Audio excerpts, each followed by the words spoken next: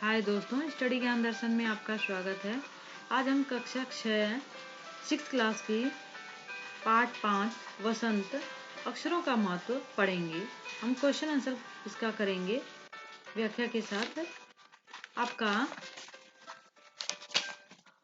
पहला प्रश्न है निबंध से पाठ में ऐसा क्यों कहा गया है कि अक्षरों के साथ एक नए युग की शुरुआत हुई है। अक्षरों की खोज के साथ इसमें आपका प्रश्न है, ये फर्स्ट है और यहाँ पे आपका उत्तर है। अक्षरों की खोज के साथ एक नए युग की शुरुआत हुई है। अब आदमी अपने हिसाब किताब को लिख कर रखने लगा है, जिससे वह सभ्य कहा जाने लगा है। आदमी लिखना आरंभ करने से ही इतिहास का आरंभ हुआ और एक पीढ़ी के विचार दूसरी पीढ़ी तक पहुंचने लगे। इसी के साथ विकास की गति तीव्र हो गई, तेज हो गई। इस प्रकार एक नए युग की शुरुआत हो गई। आदि मानव के जमाने में लिखना पढ़ना ये सब नहीं होता था। चित्रों के माध्यम से अपनी बात को दूसरों तक वह पहुंचाते थे, दर्शाते थे। लेकिन अब समाज बहुत आगे बढ़ चुका है, अक्षरों का विकास हो चुका। मनुष्य ने अक्षरों की खोज कर ली है।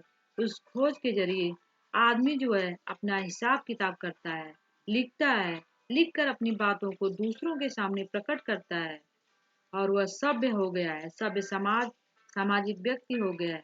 आदमी ने लिखना आरंभ करने से ही इतिहास का आरंभ हुआ। इतिहास की जो भी जानकारी हमें प्राप्त होती है वह अक्षरों से ही होती है।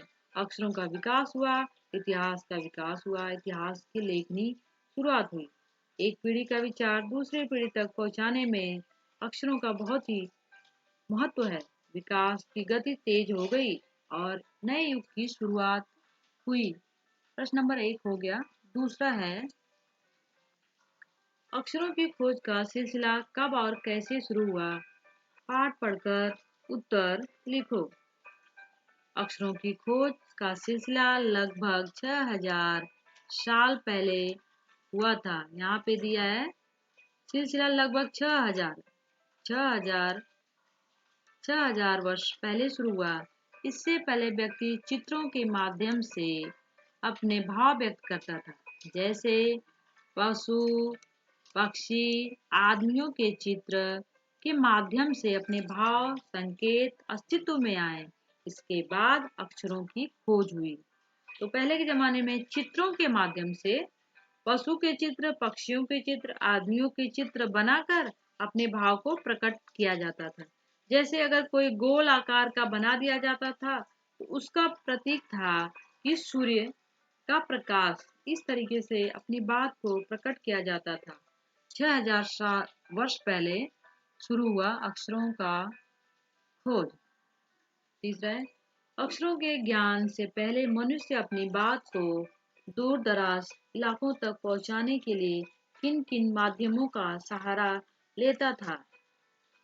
मनुष्य अपनी बात को पहुंचाने के लिए कौन कौन से माध्यमों का सहारा लेता था। अक्षरों के ज्ञान से पहले मनुष्य अपनी बात दूर दराज तक पहुंचाने के लिए अनेक प्रकार के माध्यम का उपयोग करता था। मनुष्य अक्षरों की खोज करने से अपने संदेशों को दूर दराज इलाकों तक, एक शहर से दूसरे शहर तक पहुंचाने के लिए चित्रों का सहारा लेता था। वह चित्रों के माध्यम से किसी बात को प्रकट करता था, अपने भावों को प्रकट करता था। जैसे पशुओं के चित्र, पक्षियों के चित्र, आदमियों के चित्र एवं अन्य वस्तुओं के चित्र बनाकर चित्रों के भावों से अपने संकेत के माध्यम से उस इंसान तक अपनी सूचना देता था। मनुष्य इनके माध्यम से अपनी बात पहुंचाने में सफल हुए और वह आसानी से अपनी बात को एक स्थान से दूसरे स्थान तक वह पहुंचा लेते थे। आपका अगला है, ये उत्तर है आपका। नेक्स्ट, निबंध से अक्षरों के महत्व की तरह ध्वनि के महत्व के बारे में जितना जानते हो लिखो। ध्वनि आवाज, साउंड।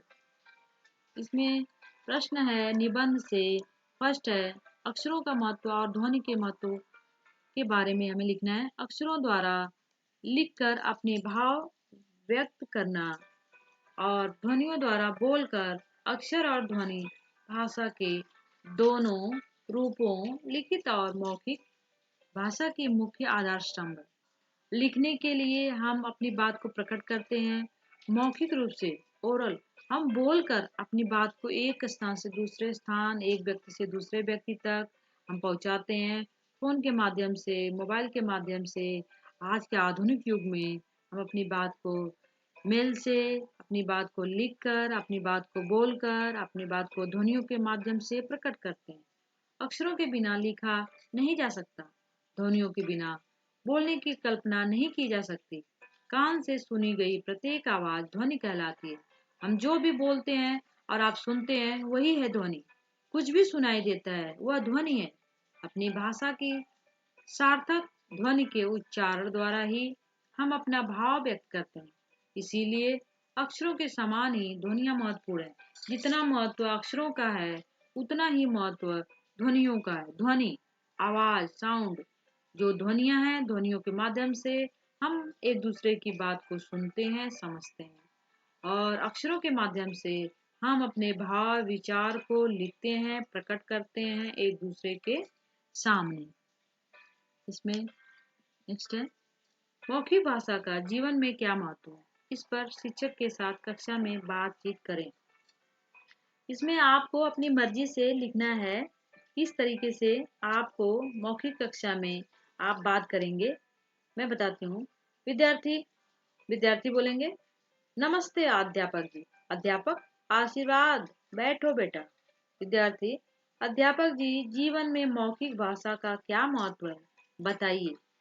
ये आपस में चर्चा करना है टीचर के सामने, इसीलिए आप स्वयं करेंगे, अपने आप करेंगे। अध्यापक, स्वयं सुनो। जो पढ़ना लिखना नहीं जानता वह दूसरों को सुनकर, अनुकरण से सीखकर भाषा सीखता है। मनुष्य एक सामाजिक प्राणी है। मौखिक भाषा की सबसे छोटी इकाई वाक्य है। कोई शब्द है, शब्दों को मिलकर वाक्यों का निर्माण होता है। इस प्रकार मनुष्य मौखिक भाषा सीखता है।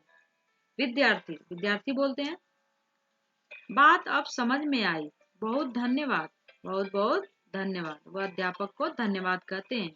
इस तरीके से अध्यापक और जो छात्र हैं आपस में चर्चा करेंगे और बातचीत के माध्यम से उसे समझेंगे। अगला है, हर वैज्ञानिक खोज के साथ किसी न किसी वैज्ञानिक का नाम जुड़ा होता है, लेकिन अक्षरों के साथ ऐसा नहीं है। क्यों? पता करो और शिक्षक को बताओ। इसमें शिक्षक को बताना है कि ऐसा क्यों है। हर चीज की खोजबीन करने वाले वैज्ञानिक का नाम जुड़ा होता है। जैसे ग्रामोवेल जो है फोन का आविष्कार किए थे, तो उनका नाम उसके साथ जुड़ा हुआ था। लेकिन आखिर में अक्षरों की खोज किसने किया, उसका नाम क्यों नहीं जुड़ा हुआ है, यह बात हमें मालूम होनी चाहिए। देखिए, इसमें यह सत्य है कि हर वस्तु के आविष्कार में किसी न किसी वैज्ञानिक का सहयोग होता है, लेकिन अक्षरों की खोज किसी व्यक्ति विशेष की देन नहीं है। यह मानव जाति की सम्मिलित प्रयास का फल है। इसमें किसी एक व्यक्ति ने अक्षरों की खोज नहीं की है, बल्कि समस्त व्यक्तियों ने मिलकर छोटी से छोटी चीजों की अक्षरों की खोज किया है। इसीलिए किसी विशेष व्यक्ति का नाम इसमें नहीं दिया गया है। यह मानव जाति के सम्मिलित प्रयास है। सभी के प्रयास से अक्षरों की खोज हुई है। अक्षरों का विकास अनेक वर्षों के प्रयास एवं अभ्यास के फलस्वरूप हुआ है। अनेक वर्षों से अक्षरों का विकास, अक्षरों का प्रयास, अक्षरों का अभ्यास के फलस्वरूप आज हमें अक्षर के माध्यम से लिख सकते हैं, हम अपनी बात को प्रकट कर सकते हैं। इसको किसी एक व्यक्ति ने आविष्कार नहीं किया, अतः इसके साथ किसी वैज्ञानिक का नाम नहीं जुड़ा है, क्योंकि कोई एक वैज्ञानिक नहीं है जिसका नाम इसके साथ जुड़ जाए। यह अनेक प्रकार के लोगों के सहयोग से अक्षरों का विकास हुआ है। अगला है, प्रश्न नंबर 4 है, एक भाषा कोई कई लिपियों में लिखा जाता है, उसी तरह कई भाषाओं को एक ही लिपि में लिखा जा सकता है। नीचे एक ही बात को अलग अलग भाषाओं में लिखा गया है। मतलब जो लिपियां होती हैं, हिंदी है, बंगाली है, गुजराती है, पंजाबी है, अलग अलग लिपि होती है, लिखावट होती है, और उसे अपने माध्यम से लोग प्रकट करते हैं दूसरों के सामने। नीचे एक ही बात को अलग अलग भाषाओं में लिखा गया है। इन्हें ध्यान से देखो और इनमें दिए गए वर्गों की मदद से कोई नया शब्द बनाने की कोशिश करो आप। वाह, कितना सुंदर दृश्य है। हिंदी में, तेलुगु में वहीं पे लिखा है, तेलुगु बच्चे समझ जाएंगे। पंजाबी में भी लिखा है, उड़िया में लिखा है, उर्दू में, तमिल में। सिर्फ वाह, कितना सुंदर दृश्य है। यही शब्द जो है वह सारी भाषाओं में लिखा गया है। ये सारी भाषाएं एक ही वाक्य का है लेकिन अलग अलग भाषाओं में है। हिंदी, पंजाबी, उड़िया, उर्दू, तेलुगु, बांग्ला, तमिल। वाह, कितना सुंदर दृश्य है। इस तरीके से हम अपनी बात को हम प्रकट कर सकते हैं। भाषा की बात है, अनादिकाल में रेखांकित शब्द का अर्थ है जिसकी कोई शुरुआत या आदि न हो। इसे उपसर्ग कहते हैं। इन उपसर्गों को अलग करके मूल शब्दों को लिखकर उनका अर्थ समझो। इसमें हमें इसका मूल शब्द समझना है। असफल यहाँ दिया है, असफल, अदृश्य, अनुचित, अनावश्यक, अपरिचित, अनिच्छा। इनका अर्थ हमें समझना है। उपसर्ग का मतलब मैं बता देती हूँ आपको। उपसर्ग है सब वाक्यों में प्रयुक्त शब्दों के जो आगे पहले लगता है उसे उपसर्ग कहते हैं। जो शब्द शब्दांश के पहले लगकर एक नए शब्द का निर्माण करते हैं उसे उपसर्ग कहते हैं। जैसे सफल है, तो सफल के पहले अगर हम लगा देते हैं तो वो असफल हो जाएगा, इसे उपसर्ग कहते हैं। जैसे असफल यहाँ पे दिया है, उपसर्ग बहुत सारे हैं। देखिए, सफल है, यहाँ पे जोड़ दिया गया है तो यह बन गया, ये सफल है। ये जो मूल शब्द है सफल है, यहाँ पे इसमें ऐड हो गया जिसे उपसर्ग कहते हैं। यहाँ दृश्य है पर यहाँ पे लग गया है तो दृश्य बन गया है। यहाँ पे अनुचित, उचित, यहाँ उचित होगा, उचित में लग गया है तो अनुचित बन गया है। अनावश्यक, आवश्यक में अन लग गया है तो आवश्यक बना है। अपरिचित, परिचित में लगा है तो अपरिचित। अनिच्छा, इच्छा में अन लगा है तो अनिच्छा। तो उसी प्रकार से बहुत सारे वाक्य उपसर्ग के माध्यम से हम बना सकते हैं। सफल, दृश्य, उचित, आवश्यक, परिचित, इच्छा, कामयाब, जो दिखाई देता है, ठीक, जरूरी, जानकार, चाह, अभिलाषा। अनेक प्रकार के हम उपसर्ग बना सकते हैं। पहले यह उपसर्ग जो होता है वह पहले लगता है, जो प्रत्यय होता है वह अंत में लगता है। प्रश्न नंबर 2 है, वैसे तो संख्याएं संज्ञा होती हैं पर कभी कभी ये विशेषण का काम भी करती हैं। ये विशेषण का काम भी करती हैं। जैसे नीचे लिखे वाक्य में, हमारी धरती लगभग 5 अरब साल पुरानी है। यहाँ पे विशेषण है, संख्यावाचक है लेकिन फिर भी विशेषण यहाँ पे है। विशेषण 5 अरब साल पुरानी है, विशेषता बता रहा है, विशेषण है। कोई 10,000 साल पहले आदमी ने गांवों को बसाना शुरू किया। 10,000 साल पहले इंसान ने गांवों को बसाना शुरू किया। यहाँ पे संख्यावाचक है लेकिन फिर भी संख्याएं संज्ञा होती हैं और कभी कभी विशेषण को भी प्रकट करती हैं। इन वाक्यों में रेखांकित अंश साल संज्ञा के बारे में विशेष जानकारी दे रहे हैं। इसीलिए संख्यावाचक विशेषण संख्यावाचक विशेषण संख्यावाचक विशेषण का इस्तेमाल उन्हीं चीजों के लिए होता है जिन्हें गिना जा सके। जैसे 4, यहाँ पे 4 है, 4 संतरे, 5 बच्चे, 10 बच्चे, 3 सर, 5 सर। या यदि किसी चीज को गिना नहीं जा सकता है तो उसके साथ संख्या वाले शब्दों के अलावा माप तोल का भी प्रयोग होता है। जहाँ संख्या नहीं रहेगा वहाँ माप तोल का भी प्रयोग होता है। शब्दों का इस्तेमाल भी किया जाता है। इसमें 3 जग पानी है। इसमें दिया है कि 3 जग पानी, 1 किलो चीनी। यहाँ रेखांकित हिस्से परिमाणवाचक विशेषण हैं। परिमाणवाचक मापना, जिस चीज को मापते हैं, लिक्विड चीजें हैं जैसे मापने की चीजों, जो वो परिमाणवाचक को दर्शाता है, क्योंकि इनका संबंध माप तोल से है, मापने से और तौलने से है। 3 जग पानी, जग में पानी भरते हैं जो लिक्विड होता है। 1 किलो चीनी, इसका भी हम वजन करते हैं। खाली स्थान में वाक्य में दिए गए माप तोल के उचित शब्द छांट कर लिखना है। प्याला, कटोरी, एकड़, मीटर, लीटर, किलो, ट्रक, चम्मच। यहाँ पे 3 है खीर है, 2 जमीन, 6 कपड़ा। इसको हम करते हैं अभी। उत्तर है, उत्तर 3 कटोरी खीर।